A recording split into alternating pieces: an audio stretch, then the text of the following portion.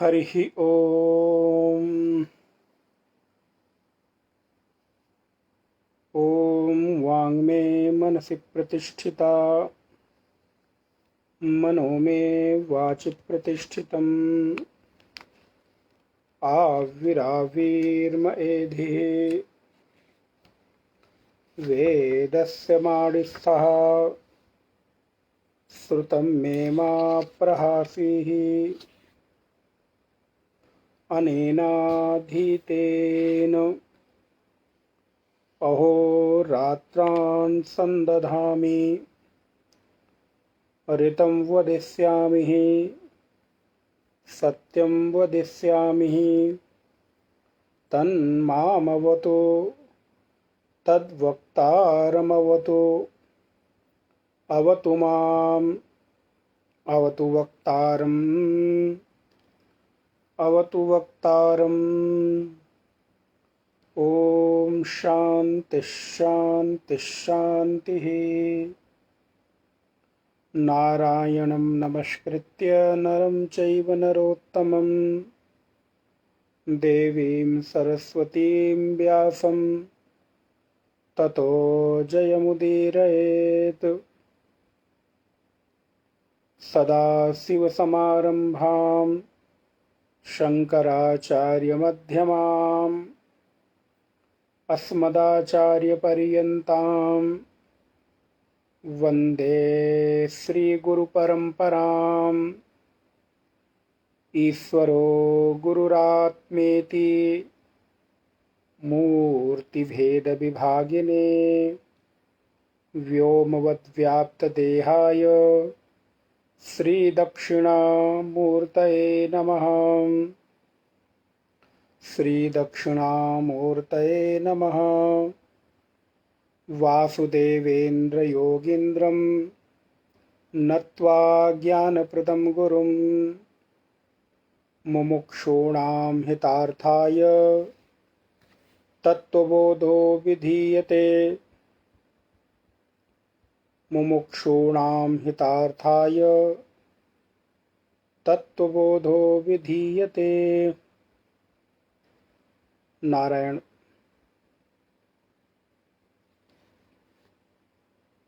पूर्व की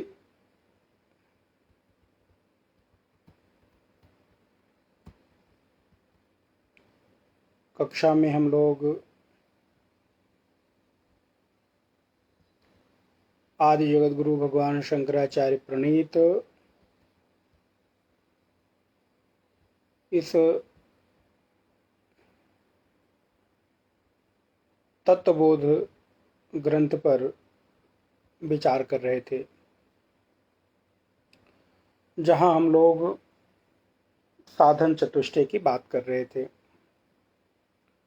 साधन चतुष्टय में श्रद्धा की जो स्थिति है वो हमारे जीवन में कैसी होनी चाहिए, हमारे जीवन में श्रद्धा का क्या स्थान है, क्या मोल है,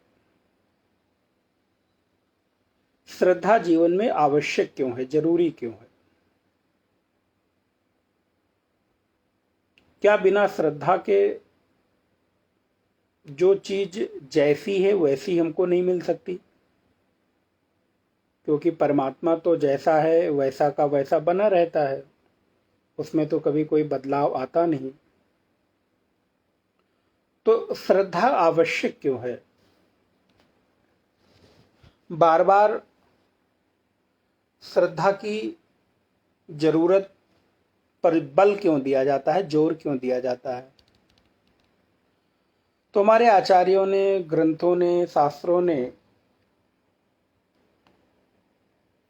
इस बात को बहुत ही गंभीरता से और बहुत ही जिम्मेदारी पूर्वक उद्घोष किया। क्यों किया? क्योंकि जीवन में बिना श्रद्धा के,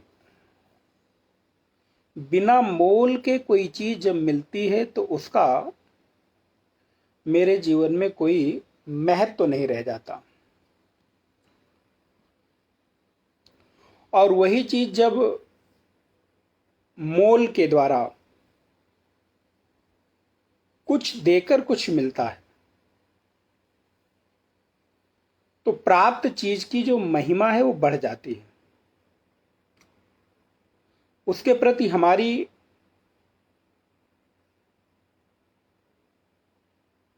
महत्व बुद्धि भी बढ़ जाती है।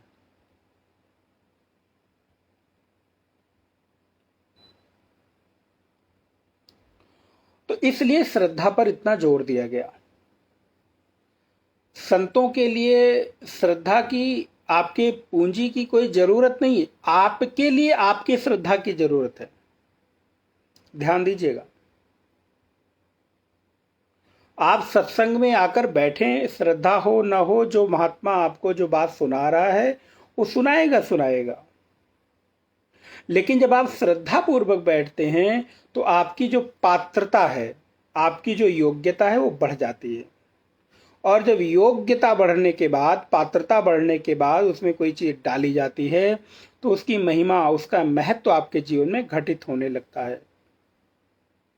इसलिए बार बार श्रद्धा पर जोर दिया गया। इसलिए बार बार हमारे जीवन में श्रद्धा गुरु और वेदांत के आलंबन में होवे, इस बात पर शास्त्रों ने जोर दिया। मनमानी श्रद्धा का भी कोई मोल नहीं, ध्यान रहे। श्रद्धा भी किस रूप में कहां पर परिणत हो, कहां पर आकार ले, उसका भी शास्त्रों ने हमारे जिक्र किया, उसका भी आधार बताया, उसके लिए भी आपको एक स्थान विशेष की आवश्यकता बताई। ये नहीं जहां मर्जी आए वहां जाकर आपने अपनी श्रद्धा का पिटारा खोल दिया, बोले उससे कुछ नहीं होगा, हो सकता है उससे आप ठगे जाएं, उससे आपका भरोसा टूटे, उससे आपके विश्वास पर आघात हो सकता है कि आपके जीवन में जो बची खुची थोड़ी बहुत श्रद्धा है वो भी खत्म हो जाए। वैसे ही व्यक्ति में श्रद्धा खत्म होती जा रही है, लेकिन अगर हमारी श्रद्धा का कहीं दुष्परिणाम, कहीं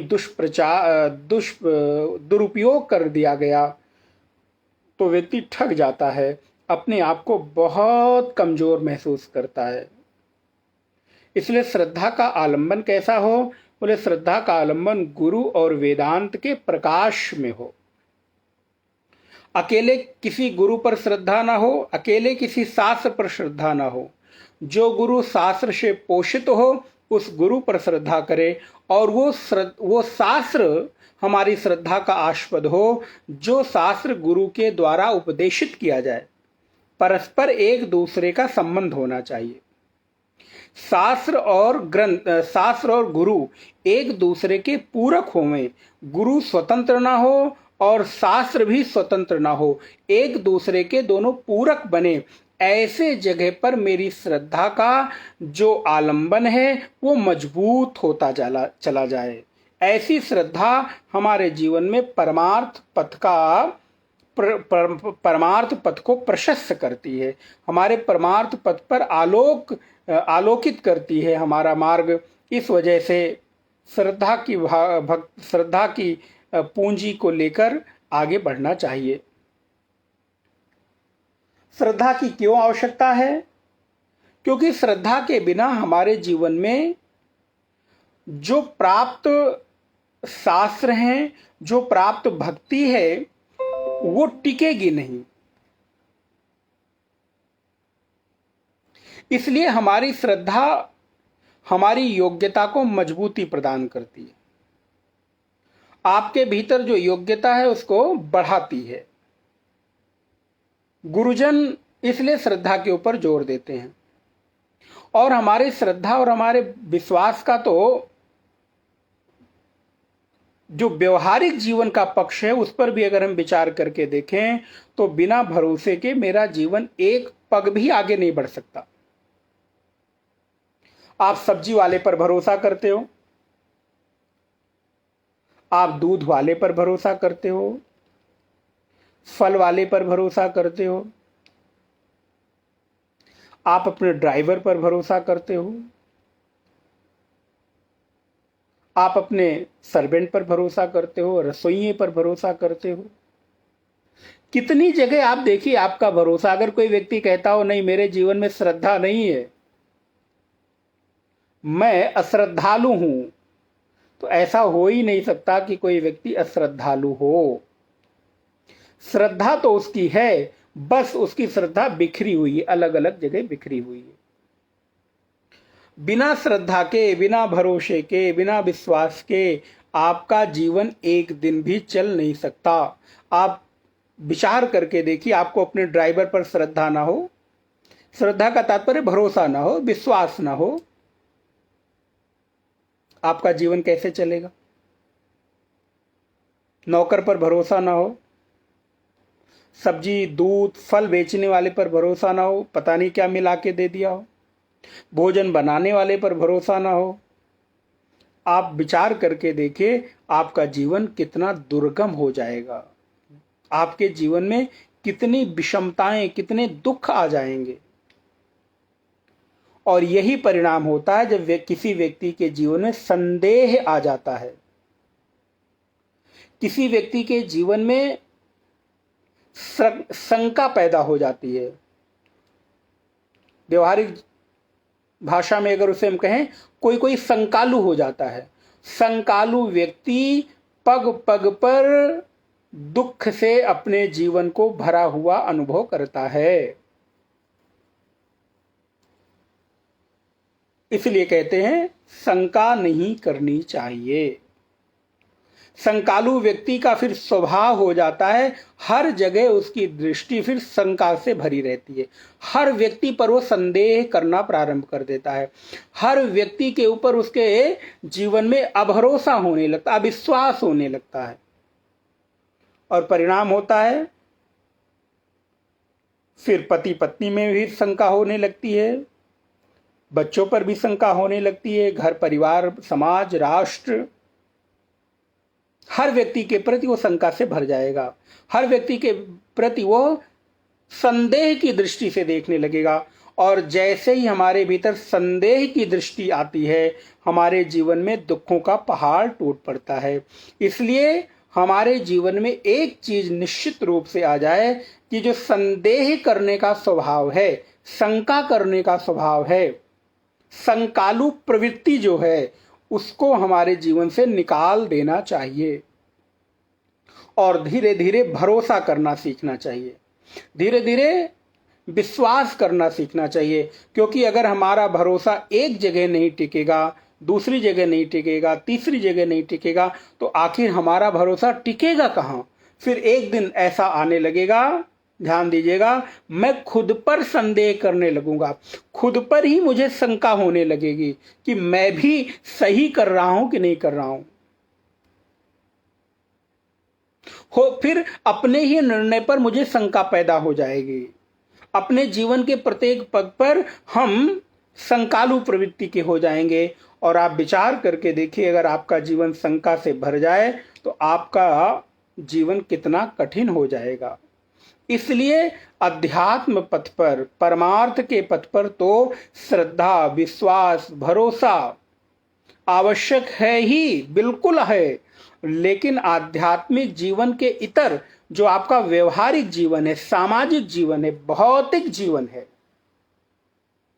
इस जीवन में भी आपके श्रद्धा का होना अति आवश्यक है। श्रद्धा की मांग हर जगह है।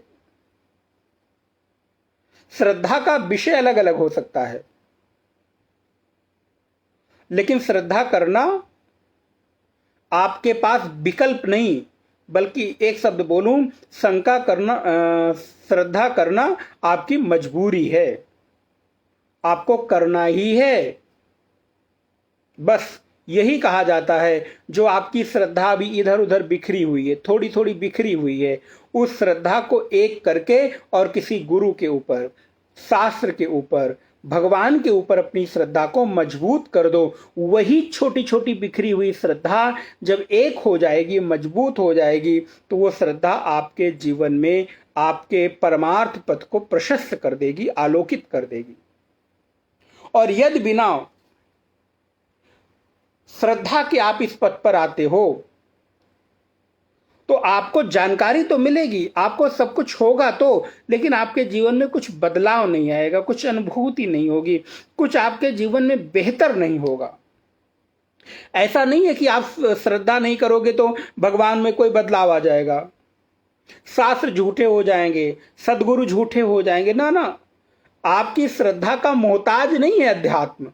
ये श्रद्धा अध्यात्म के लिए नहीं, ये श्रद्धा आपके जीवन में अध्यात्म के लिए आवश्यक है। आपकी श्रद्धा से इस पथ पर चलने वालों को कोई फर्क नहीं पड़ता, लेकिन हाँ, आपकी श्रद्धा आपके लिए इस पथ पर मार्ग प्रशस्त करने में सहायक होगी। ऐसा नहीं कि आप श्रद्धा नहीं करोगे तो शास्त्र झूठे हो जाएंगे। करो मत करो, शास्त्र तो अनादिकाल से चले आ रहे हैं। कितने लोगों ने इस पर कटाक्ष किया, कितने लोगों ने इस पर क्या क्या टिप्पणियां की, कितने लोग इस पर अनर्गल प्रलाप करते हैं, अभी भी करते चले आ रहे हैं। कितने लोग इसको झूठा कहते हैं, तो क्या उनके झूठे कहने से झूठा हो जाएगा? ना ना, वो कभी झूठा नहीं होने वाला। वो तो जो है जस है तस का तस बना रहेगा, लेकिन बस परिणाम इतना होगा कि आपके जीवन में जो लाभ मिलना चाहिए था वो नहीं मिलेगा। इसलिए श्रद्धा की पूंजी आवश्यक है। और जब श्रद्धा की पूंजी को लेकर आप आगे बढ़ते हो, तब धीरे धीरे प्रत्येक व्यक्ति आपको अच्छा दिखाई देने लगता है। सृष्टि में जो गलत भी हो रहा होगा वहां पर भी आप कुछ अच्छा ढूंढ लोगे। और यदि शंकालु प्रवृत्ति रहे, संदेह की प्रवृत्ति रहे, तो अच्छे में भी बुरा ढूंढने का स्वभाव हो जाता है। कई बार ऐसा होता है, कुछ लोगों को अच्छे में भी बुरा ढूंढने का आदत, स्वभाव सा बन जाता है। क्यों? क्योंकि उनके जीवन में चारों तरफ संदेह भरा हुआ है, चारों तरफ शंका भरी हुई है। उनको पग पग पर ऐसा प्रतीत होता है कि चारों तरफ लोग झूठे हैं, लोग अच्छे नहीं हैं, लोगों का स्वभाव। तो ये जो प्रवृत्ति है, ये जो स्वभाव है, ये किसी और के लिए दुखदाई नहीं है मेरे भाई बहन, ये आपके लिए दुखदाई है। फिर प्रत्येक जगह आपको नकारात्मकता ही दिखेगी, प्रत्येक व्यक्ति में कमी ही दिखेगी, प्रत्येक व्यक्ति आपको संदेह की दृष्टि से देखने को मिलेगा। प्रत्येक व्यक्ति पर आपका अभरोसा होगा, अविश्वास होगा। प्रत्येक व्यक्ति आपको लगेगा धोखेबाज है, कपटपूर्ण है। वो है कि नहीं है पता नहीं, क्योंकि आपका स्वभाव ऐसा बन गया है कि आपने ये देखना शुरू कर दिया है। इसलिए बहुत अच्छी बात हो, जीवन में कितना सौंदर्यपूर्ण व्यवहार हो कि जब हमारे जीवन में किसी बुरे में भी कुछ अच्छा देख लेने का स्वभाव परिणत हो जाए, किसी नकारात्मकता में कुछ सकारात्मकता ढूंढने का स्वभाव डेवलप हो जाए। कितना सुंदर आध्यात्मिक जीवन हो कि कितनी भी विषम प्रतिकूल परिस्थिति क्यों ना हो, उसको अपने अनुरूप बना लेने का स्वभाव मेरा बन जाए। इसी का तो नाम श्रद्धा है, इसी का तो नाम भरोसा है। उस परमात्मा पर भरोसा कि नाना कुछ प्रतिकूल भी है तो ये प्रतिकूलता भी मेरी अनुकूलता के लिए ही है। ध्यान दीजिए, आध्यात्मिक व्यक्ति का दृष्टिकोण यह होता है कि प्रतिकूलता दुख भी मेरे सुख का हेतु बन जाएगी, ये दुख भी मेरे सुख के लिए ही है। और जब ऐसा स्वभाव होने लगता है तो दुखमय परिस्थितियां भी सुखमय प्रतीत होने लगती हैं। एक पर भरोसा होता है तो धीरे धीरे सब पर भरोसा होने लगता है। इसलिए मेरा भरोसा धीरे धीरे मजबूत होने लगे, ये भरोसे का आलंबन धीरे धीरे मजबूत होने लगे। कितनी भी प्रतिकूल, कितनी भी विषम, कितनी भी दुखमय परिस्थिति क्यों ना आए, लेकिन हमारे अपने स्वामी पर, अपने आराध्य पर इतना अगाध भरोसा है कि नाना ये मेरा कभी अहित होने ही नहीं देंगे, अहित होगा ही नहीं। इतना गहरा भरोसा होने लगे। एक आस विश्वास भरोसो, ये स्वभाव। और जब ये स्वभाव की हमारे भीतर धीरे धीरे गहराई बढ़ती चली जाएगी, तो आपके भीतर अपने आप चित्त की एकाग्रता बढ़ती चली जाएगी। ध्यान दीजिएगा। फिर अगली जो संपत्ति है उसको लाने के लिए आपको बहुत मेहनत करने की जरूरत नहीं है।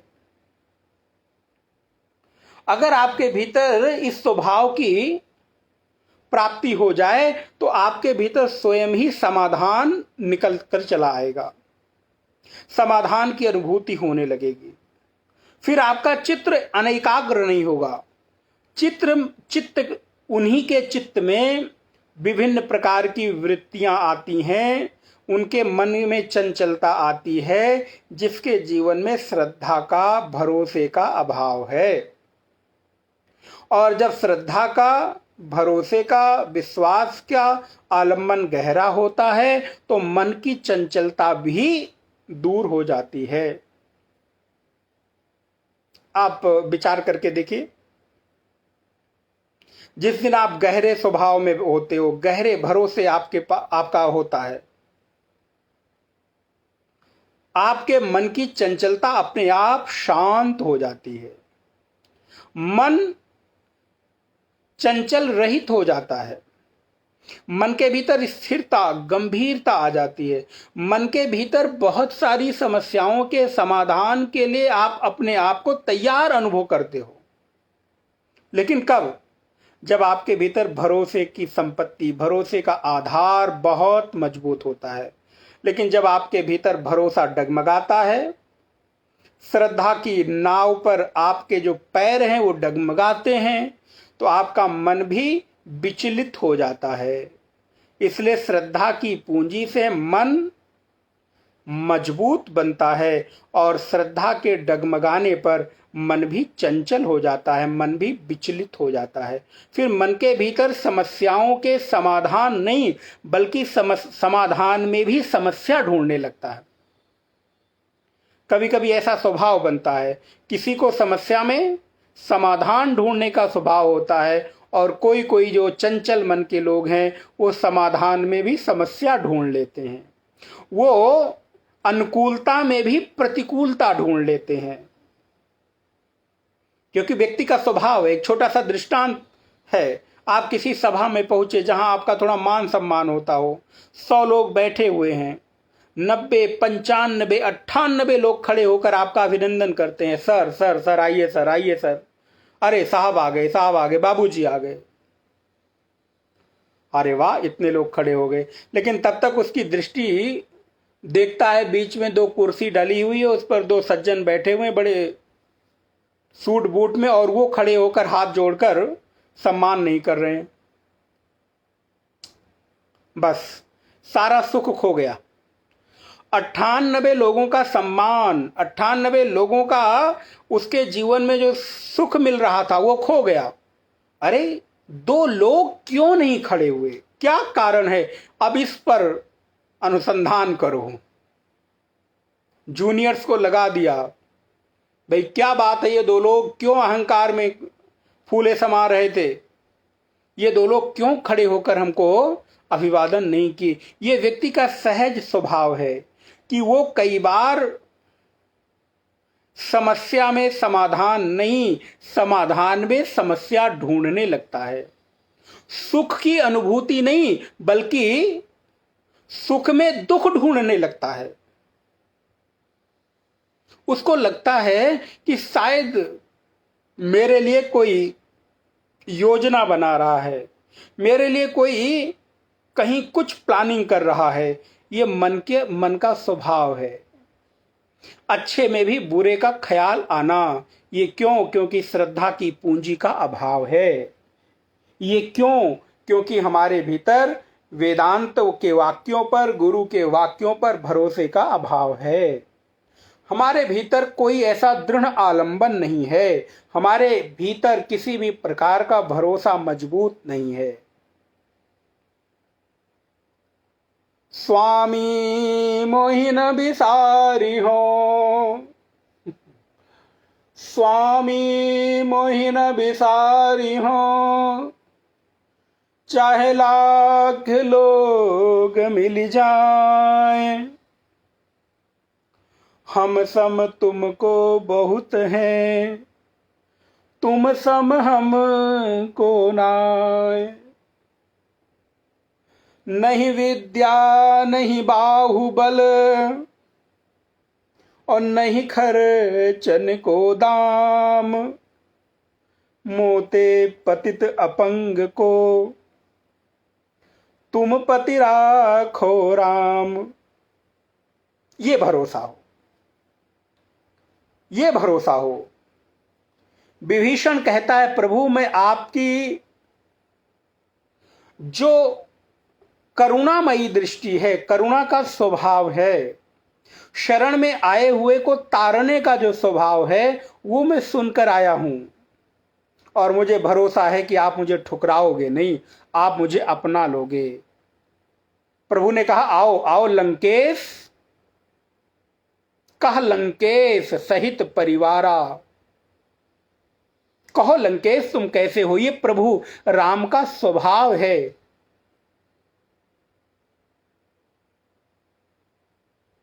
स्वामी मोहि न बिसारी हो, लाख लोग मिल जाएं। मेरे भाई ध्यान रखना, अध्यात्म के मार्ग पर शरणागति बहुत आवश्यक है। अपने प्रभु के सामने विनम्रता पूर्वक सब कुछ स्वीकार करने की सामर्थ्य आ जाए।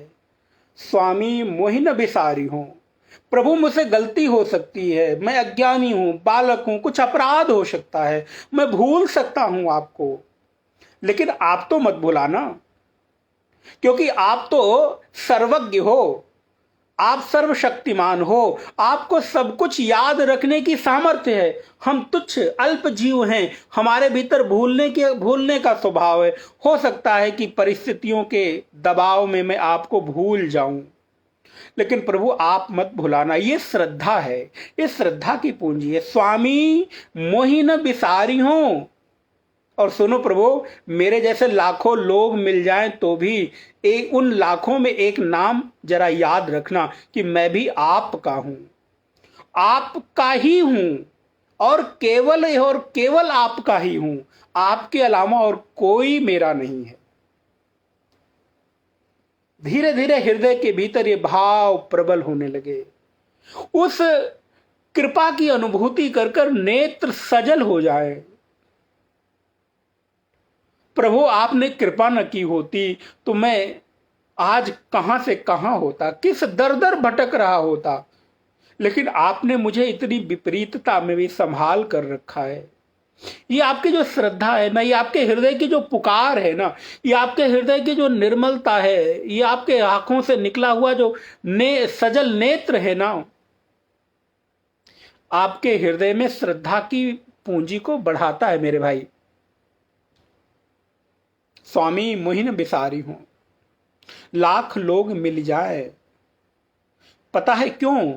क्योंकि मेरे जैसे न जाने लाखों लाख करोड़ों करोड़ आपको गुहार लगा रहे हैं, पुकार रहे हैं, बुला रहे हैं, पीछे पीछे दौड़ रहे हैं। इसलिए आपको बुलाने वाले, आपको मानने वाले, आपको अपने जीवन का आस्पद आलंबन बनाने वाले लाखों लाख करोड़ों करोड़ लोग हैं, लेकिन मेरे लिए तो केवल और केवल आप ही हो मेरे प्यारे, मेरे प्रभु।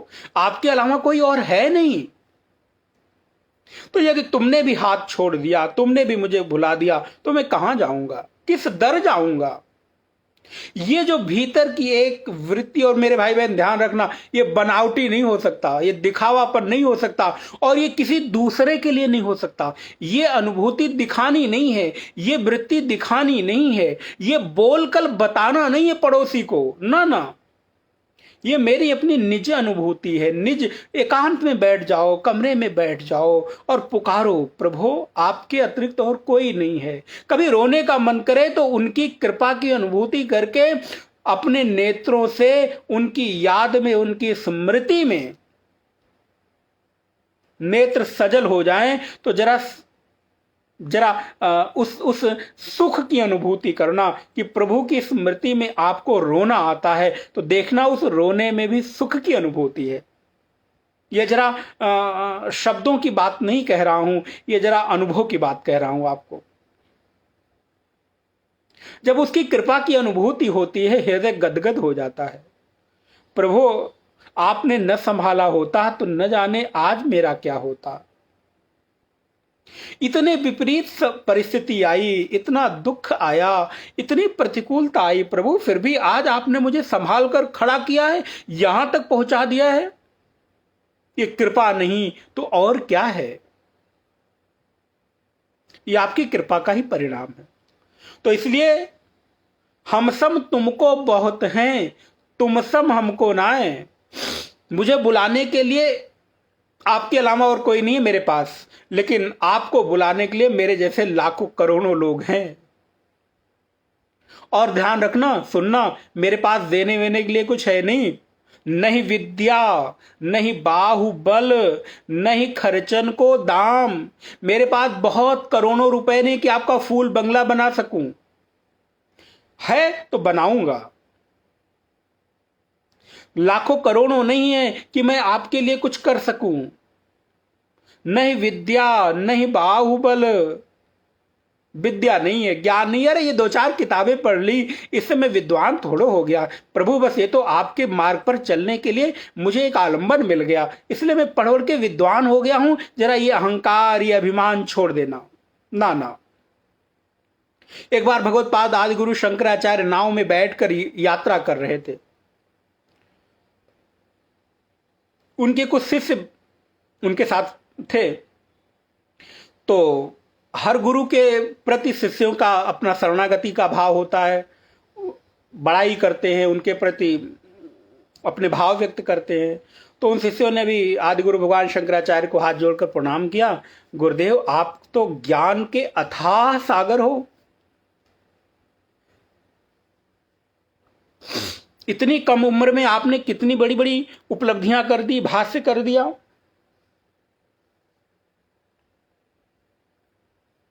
भगवत पाद शंकराचार्य ने कुछ उत्तर नहीं दिया। पता है क्या किया? हाथ में दंड पकड़ते हैं, ब्रह्म दंड। उस दंड को चलती हुई नाव में से उस नदी में डुबाया और डुबाने के बाद बाहर निकाला और दिखाया। बोले, देखो, इस दंड से टपकती हुई जो बूंद 1-2 दिखाई दे रही है ना, इतने अथाह जल के बीच ये जो 1-2 बूंद टपक रही है, बस मेरा भी ज्ञान इतना ही है। ज्ञान का सागर अथाह है, ज्ञान तो अथाह भंडार है। मेरे पास कितना है? बोले, बस उसका 1-2 बूंद उतर आया, इससे ज्यादा कुछ नहीं है। तो इसलिए मेरे जीवन में यदि कभी कुछ 10-5 ग्रंथ पढ़ के, कुछ श्रवण करके अभिमान आ जाए, तो जरा इस बात को याद रखना। इसलिए कहते हैं, नहीं विद्या, मेरे पास विद्या नहीं है, नहीं बाहुबल, नहीं खर्चन को दाम। मैं तो बहुत बहुत कमजोर हूं। आपके अलावा किसी और का आलंबन इस संसार में मेरा है नहीं। क्यों? क्योंकि जितने भी आलंबन मैंने पकड़े ना प्रभु, सारे आलंबनों ने धोखा दे दिया है। अभी तक मैंने पति पर, पत्नी पर, भाई पर, बेटे पर, सगे संबंधियों पर, पड़ोसियों पर, रिश्तेदारों पर, अपने धन पर, अपने बल पर, अपने शरीर पर बहुत भरोसा किया, बहुत बहुत भरोसा किया। इस पर बहुत अहंकार था मुझे, लेकिन कोई साथ वात नहीं दिया। सारे साथ निरर्थक निकले। सारे साथों ने, सारे संबंधियों ने, सारे आलंबन झूठे निकले।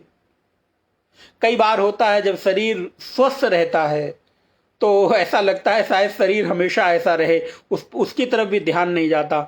शरीर की शायद रख रखाव पर भी हम चिंता नहीं करते। और जब शरीर बिगड़ता है ना मेरे भाई बहन, शरीर में कुछ कमी आती है, तब पता चलता, अरे ये शरीर जिसका मैं कोई मूल्य नहीं दे रहा था, कितना अमूल्य है। अब आप लोग समझ सकते होंगे कि ये बात मैं कितने अनुभव से कह रहा हूं।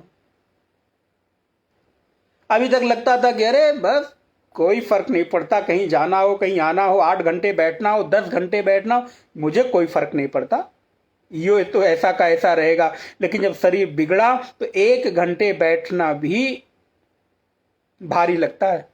लगता है कि अब 1 घंटे की क्लास भी कैसे कितनी जल्दी पूरी हो जाए, ये अमूल्य देह, लेकिन ये भी साथ नहीं देता। इस पर भरोसा करता हूं ना, इस पर बड़ा अभिमान रहता है। ये भी हाड़ जले जस लाकड़ी, केस जले जस घास, कंचन जैसी काया जल गई। ये जो कंचन जैसी चमकती हुई स्वर्णमयी, न जाने क्या क्या लगाकर इसकी सुंदरता और इसके सौंदर्य को बढ़ाता हूं, ये देह भी क्या है, इस देह का भी एक दिन मिट ही जाना है। इसलिए भरोसा हो मेरे भाई तो किस पर हो? भरोसे के लिए इस संसार में यदि कोई है तो वो एक ही वस्तु है, एक ही तत्व है, वो है मेरे स्वामी, मेरे परमात्मा। और वो श्रद्धा की पूंजी लेकर आगे बढ़ूंगा तो अगली संपत्ति अपने आप धीरे धीरे जीवन में आएगी। मैंने कहा उसका मन चंचल होता है जिसके पास श्रद्धा का अभाव होता है, और जिसके पास श्रद्धा की मजबूत पूंजी होती है उसके जीवन में मन अपने आप एकाग्र हो जाता है। उसके मन के भीतर समाधान अपने आप पैदा होने लगते हैं। वो बहुत सारी परिस्थितियों से अपने आप स्वयं को निकाल लेता है। समाधानम किम चित्तैकाग्रता, चित्त की एकाग्रता, चित्त इतना एकाग्र हो जाए। योग सूत्र आप पढ़ेंगे महर्षि पतंजलि का, जहां पर चित्त की नाना प्रकार की भूमि बताई गई, मूढ़, क्षिप्त, विक्षिप्त इत्यादि।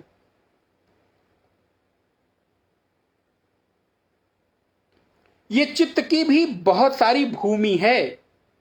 इस चित्त के भीतर इतनी सामर्थ्य है कि ये आपके भीतर उस अनंत अनंत परमात्मा के अनुभूति का सामर्थ्य पैदा कर सकती है। इस चित्त की इतनी सामर्थ्य है, बस आवश्यकता है कि चित्त की उस शक्ति को हम समझ पाए, अनुभव कर पाए।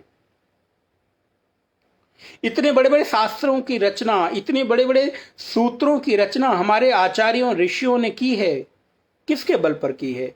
उस चित्त के खजाने के बल पर ही की है, चित्त की सामर्थ्य विशेष के आधार पर ही की है। और जैसे जैसे आपकी चित्त की भूमि बढ़ती चली जाती है, आपके भीतर आध्यात्मिक उन्नति बढ़ती चली जाती है।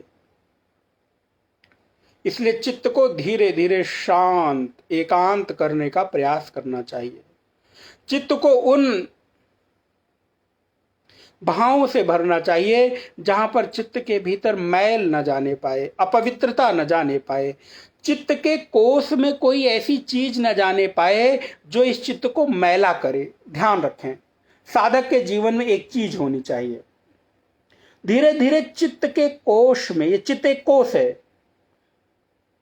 अब मुझे लगता है ये सब हम बार बार बता चुके हैं, फिर बार बार वही बात हर ग्रंथ में आती है तो उसको विस्तार करना थोड़ा संकोच लगता है। लेकिन मन, बुद्धि, चित्त और अहंकार, ये जो अंतःकरण चतुष्ट है, ये चित्त एक कोश है, एक हार्ड डिस्क है, जहां पर आपके भीतर नाना प्रकार की चीजें स्टोर हो रही हैं। पता है, चित्त संदूक है आपका, बक्सा, जहां आप जो चीज भरते चले जाओगे, वही चीज आपको जब बक्से का दरवाजा खुलेगा तो वही चीज मिलेगी। तो आपने अपने चित्त के कोश में, स्मृति कोश में क्या क्या भरा है, ये आप जरा विचार करिए। अच्छा, आपने कभी ध्यान दिया, आप बैठे हैं, लेटे हैं, और आपके चित्त में न जाने क्या क्या विचार आने लगते हैं। आपको लगता है ये चीज कब कहां से आ गई, मैंने तो सोचा भी नहीं। अब आप कल्पना करके देखिए, उस चित्त के भीतर, जिसके भीतर आपने आपकी जानकारी में कभी कुछ डाला नहीं था, फिर भी उसके भीतर से निकल के आ रहा है। और यदि निकल के आ रहा है, इसका मतलब है कभी ना कभी डाला गया होगा, कैसे भी गया हो, क्योंकि यदि गया ना होता तो निकलता नहीं, क्योंकि वहां से वही निकलेगा जो गया है, जो डाला गया है, जो रखा गया है। तो इस चित्त के भीतर इस प्रकार की कोई मैली वस्तु न जाने दें जो आपकी स्मृति कोश में नीचे जाकर दब जाए, क्योंकि पता नहीं वो स्मृति कोश कब उभर आए और वो डाली गई वस्तु, व्यक्ति, परिस्थिति आपके चित्त को मैला कर दे। कभी कभी आप सोते हैं, स्वप्न देखते हैं, न जाने किन किन प्रकार की परिस्थितियों से आप गुजरते हैं। आप सोचो, कभी दुख में, कभी अनुकूलता, कभी प्रतिकूलता, कभी कशैलापन, कभी खट्टापन, कभी तीखापन, नाना प्रकार की परिस्थितियां चित्त में आती रहती हैं। हम परेशान होते रहते हैं। ये किसी और का नहीं, आप ही की कमाई है। आपने ही इसको कमाकर वहां पर स्टोर किया है। बैंक में आपने ही जमा किया है, तो भैया आपको वही मिलेगा जो आपने जमा किया है।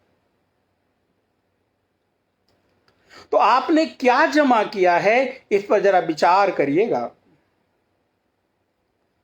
ये आपके हाथ में है कि अगर आपके चित्त की स्मृतियां मधुर रहे, मीठी रहे, सुखद रहे, पल पर आपके भीतर सुख का अनुभव बना रहे, तो इसके लिए आपको अपनी स्मृति की कोश में मिठास भरनी होगी। आपकी स्मृति में सुंदरता, मधुरता, सौंदर्य, लावण्य भरना होगा, प्रेम भरना होगा, करुणा, मुदिता और स्मित मुस्कान भरनी होगी। अगर ये भरा रहा तो आपके चित्त के कोश से समय समय पर यही निकलता आएगा।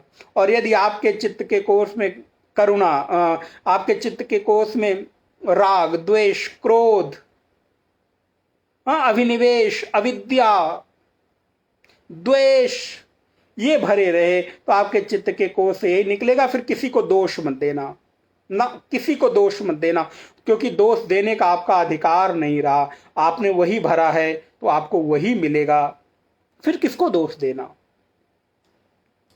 इसलिए चित्त की एकाग्रता मेरे भीतर धीरे धीरे समाधान के रूप में विकसित होने लगे, और इतनी हो जाए कि मैं अपने लक्ष्य से इतर और कुछ सोचूं ही ना, अपने लक्ष्य के इतर और कुछ मेरे चित्त कोश में आए ही ना। और जब आपके भीतर आपके लक्ष्य का ही एकमात्र विकल्प बचेगा, तो आपके जीवन का लक्ष्य क्या है ये शास्त्र कहते हैं, और ये आपके भीतर से उठेगा, अरे सब कुछ तो पा लिया, घर द्वार, मकान, दुकान, नौकरी, सब कुछ तो मिल गया, अब क्या? क्या जीवन इसी के लिए था? विचार करिएगा मेरे भाई बहन, क्या जीवन इसी के लिए था? हमारे जीवन के भीतर ये प्रश्न आने चाहिए। सब कुछ मिल गया, अच्छा घर, मकान, दुकान, नौकर चाकर, घर द्वार, सुख, सब कुछ मिल गया, तो क्या जीवन केवल इतना ही है? इसी के लिए जीवन मिला था? और आपके भीतर से एक प्रश्न उठेगा, ना, क्योंकि अभी तक जो कुछ आपको मिला उसमें अंतिम सुख नहीं मिला है। कुछ मिला लेकिन कुछ अधूरा लगता है। सब कुछ मिल गया लेकिन फिर भी जीवन में अधूरापन लगता है, फिर भी खालीपन लगता है। इसका मतलब है कुछ नहीं मिला जो मिलना चाहिए था। वो क्या है? बोले वो है आपके भीतर की मुमुक्षा जागृत होना, आपके भीतर जिज्ञासा की प्रबलता होना, आपके भीतर जिज्ञासु की वृत्ति का उदय होना, कि नहीं सब कुछ तो मिला लेकिन लगता है सब कुछ भी मिलकर अभी कुछ मिलना बाकी रहा। ये प्रश्न मन के भीतर जागे। बचपन से लेके अभी तक सब परिस्थितियों पर नजर दौड़ाना, घर मिला, द्वार मिला, मकान मिला, पति मिला, पत्नी मिली, बच्चे मिले, सारे सुख मिले, सारी परिस्थितियां मिली, लेकिन इसके बाद भी कुछ एक चीज नहीं मिला जिसके कारण अभी मैं अंतिम सुख की अनुभूति नहीं कर पा रहा हूं। अर्थात जीवन में अभी परम विश्राम की अनुभूति नहीं है। अभी मैं ये नहीं कह सकता कि मैंने सब कुछ पा लिया। ये बात मन के भीतर आनी चाहिए कि क्या मैंने सब कुछ पा लिया? आगे प्रश्नवाचक चिन्ह लगा के छोड़ दो और 2 दिन, 4 दिन, 6 दिन, 10 दिन, 20 दिन, महीने, 2 महीने चिंतन करो कि मैंने सब कुछ पा लिया। फिर आपके भीतर से उत्तर आना चाहिए, नहीं, अभी सब कुछ नहीं पाया। एक कुछ तो ऐसा चीज बाकी है मिलना जिसकी हमारे जीवन में महती आवश्यकता है। वो प्रश्न आए और इस प्रश्न का ही नाम जिज्ञासा है, इस वृत्ति का ही नाम मुमुक्षा है। और ये वृत्ति क्या है? तो शास्त्र कहते हैं, तत्वबोध का ये ग्रंथ कहता है, मुमुक्षुत्वम किम, मुमुक्षा किसे कहते हैं? मुमुक्षुत्व क्या है? तो बोले मोक्षो में भूयाद इति इच्छा, मैं मुक्त हो जाऊं, मुझे मोक्ष मिल जाए, इस इच्छा का नाम ही मुमुक्षा है। जो सब कुछ मिल गया है, अब ये सब कुछ भी छूट जाए, कोई एक ऐसी चीज मिल जाए जिसके बाद कुछ भी मिलने की इच्छा बाकी न रह जाए, उस एक इच्छा का नाम ही मुमुक्षा है। सब कुछ मिल गया लेकिन मिलने के बाद भी एक चीज नहीं मिली, और वो एक चीज मिल जाए, इस प्रबल इच्छा का नाम, प्रबल भाव का नाम मुमुक्षा है। और इस वृत्ति को ही जिज्ञासु वृत्ति, मुमुक्षु वृत्ति कहते हैं, जिसको पाने के लिए फिर अब जीवन में उत्कट अभिलाषा होवे, प्रबल तड़प होवे। जैसे मछली को जल से निकाल दिया जाता है ना मेरे भाई बहन, तो मछली तड़पने लगती है, मछली फड़फड़ाने लगती है जल में जाने के लिए। रेत पर डाल दो तो मछली, जल से निकालकर तो मछली तड़पती है। बोले ऐसे ही साधक भी तड़पने लगे। उस मुमुक्षु के जीवन में भी भगवत अनुग्रह की अनुभूति से दिन भर रात भर अहोरात्र उसके भीतर एक चीज खटकती रहे, अभी कुछ मिला नहीं, अभी जो मिलना चाहिए था वो नहीं मिला। क्या नहीं मिला? मेरे परमात्मा आपकी अनुग्रह की अनुभूति नहीं हो रही है, आप नहीं मिले, आप मिल जाओ। ये बार बार वृत्ति जागृत होती रहे, इस वृत्ति का नाम ही मुमुक्षा है। मोक्षों में भूयाद इति इच्छा। ये जागेगी कैसे? ये जागेगी संसार में मिली हुई सम्यक परिस्थिति से, जब आपको असंतोष हो जाए।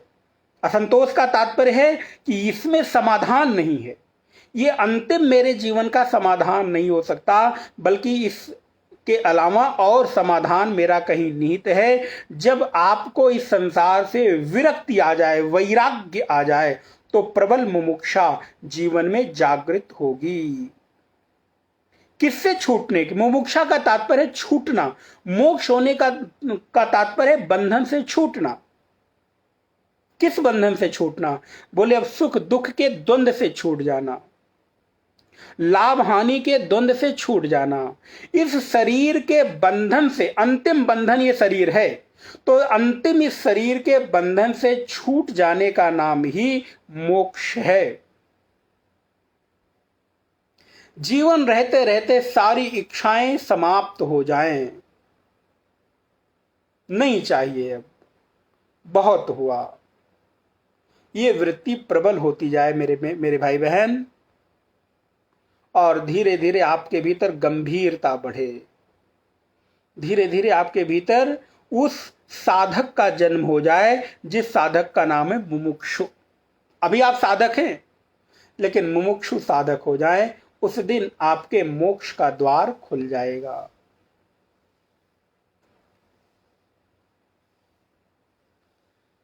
परमात्मा ऐसी अनुग्रह कर दो, ऐसी कृपा कर दो। इस देह के बाद अब दूसरा देह के बाद अब इस अन्य देह में मुझे जाना न पड़े, ऐसी वृत्ति आ जाए। क्योंकि अब बहुत हो गई, अब अधिक हो गया, अब आगे आने की इच्छा नहीं होती। प्रभु बहुत देख लिया, बहुत देख लिया। ये वृत्ति धीरे धीरे बढ़ती जाए, तड़प बढ़ती जाए, और उस तड़प में आपके भीतर गुरु के प्रति, शास्त्र के प्रति अगाध श्रद्धा का जन्म हो जाए, और आप उस मार्ग पर चल पड़े जो मार्ग हमारे ऋषियों ने, हमारे आचार्यों ने बताया है, मोक्षा का मार्ग। एतत् साधन चतुष्टयम् तत्व विवेकस्य अधिकरणो भवन्ति। यही 4 साधन बताए गए हैं। इससे संपन्न पुरुष तत्व विवेक के अधिकारी होते हैं, जिनके पास ये 4 चीजें आ गई, विवेक, वैराग्य, षट संपत्ति और मुमुक्षा। इन 4 संपत्तियों को धारण करने वाला विवेकी तत्व विवेकी कहलाता है। वो तत्व विवेक का अधिकारी हो जाता है और फिर उसके जीवन में आगे तत्व विवेक का प्रसंग प्रारंभ होता है। तो पहला अध्याय तत्व बोध का अब यहाँ पर विश्राम लेता है। अब दूसरा अध्याय अगले सत्संग में हम लोग देखेंगे। तत्व विवेक आत्मज्ञान का जो प्रकरण है दूसरे अध्याय में, उस पर हम लोग विचार करेंगे।